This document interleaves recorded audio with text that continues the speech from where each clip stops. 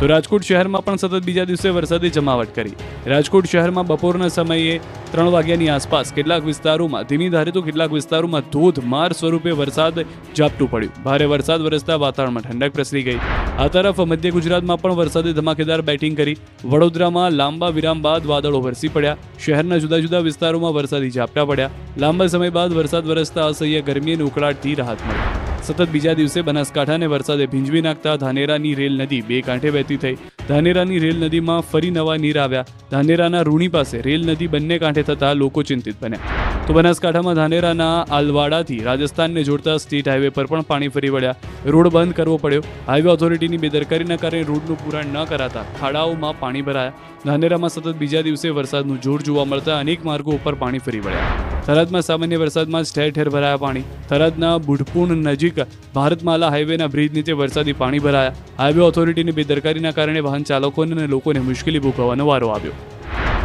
આ બાજુ એટલું પાણી ભરાયું કે ધાનેરાના સુરલ ગામે તળાવ ફાટ્યું। ભારે વરસાદથી ઉપરવાસમાં પાણીની આવક વધતા ગામના તળાવમાં ગાબડું પડી ગયું, જેથી પાણીનો ધસમસતો પ્રવાહ ખેતરો અને ગામમાં ઘૂસી ગયો, જેને લઈ તલાટી, સરપંચ, ગ્રામજનો ઉમટી પડ્યા।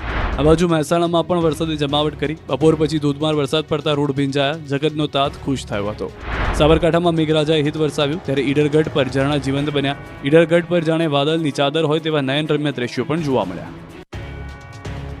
પણ દ્વારકા પંથકમાં મેઘરાજાએ કરી દીવાવાળી।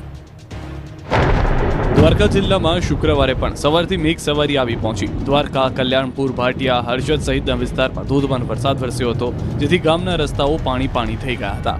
ભાટિયા આસપાસ તો 2 ઇંચથી પણ વધુ વરસાદ ખાબકી જતા મુખ્ય બજારમાં નદી વહેતી હોય તેવા દ્રશ્યો જોવા મળ્યા। લોકોને ગામની શેરીમાં નદી પાર કરતા હોય તેવો અહેસાસ થયો, તો ખેતરો પણ પાણી થઈ જતા ખેડૂતો પણ ખુશખુશાલ જોવા મળ્યા। આ બાજુ કલ્યાણપુર તાલુકાના રાવલ ગામે પણ મેઘરાજાએ તોફાની અંદાજમાં એન્ટ્રી કરી। રાવલ ગામે ધોધમાર વરસાદ પડતા શહેર રસ્તા પર દરિયો વહેતો હોય તેવા દ્રશ્યો સર્જાયા। શહેરના આઝાદ ચોક, રામાપીર ચોક, શાક માર્કેટ, બસ સ્ટેશન સહિતના વિસ્તારમાં પાણી ભરાતા વાહન ચાલકો અટવાઈ ગયા। તો કલ્યાણપુરના લાંબા ગામમાં પણ મેઘરાજાએ ધમાકેદાર બેટિંગ કરી, જેથી લાંબા ગામ પાણી થઈ ગયું હતું। સ્થળ ત્યાં જળની સ્થિતિ સર્જાઈ હતી। 2 ઇંચ જેટલો વરસાદ પડતા રોડ પર જાણે દરિયો વહેતો હોય તેવા દ્રશ્યો જોવા મળ્યા। એટલું પાણી ભરાયું કે કેટલાક નીચાણવાળા વિસ્તારના ઘરમાં પાણી ઘૂસી ગયા। લોકોની ઘરવખરી પાણીમાં તણાઈ ગઈ।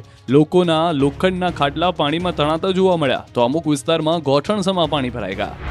જામનગરના જામજોધપુર તાલુકાના જીણાવરી ગામમાં જળબંબાકારની સ્થિતિ સર્જાઈ હતી। ભારે વરસાદને કારણે ગામનો મુખ્ય માર્ગ અને અન્ય ગામો તેમજ શહેર સાથે જોડતા માર્ગ પાણીમાં ગરકાવ થઈ ગયા। જામજોધપુરના ગ્રામ્ય વિસ્તારની નદીમાં પૂર આવતા જીણાવરી ગામનો અન્ય ગામો સાથે સંપર્ક તૂટ્યો હતો। વરસાદી પાણીના પ્રવાહને કારણે રસ્તા પર પુલની જે રેલિંગ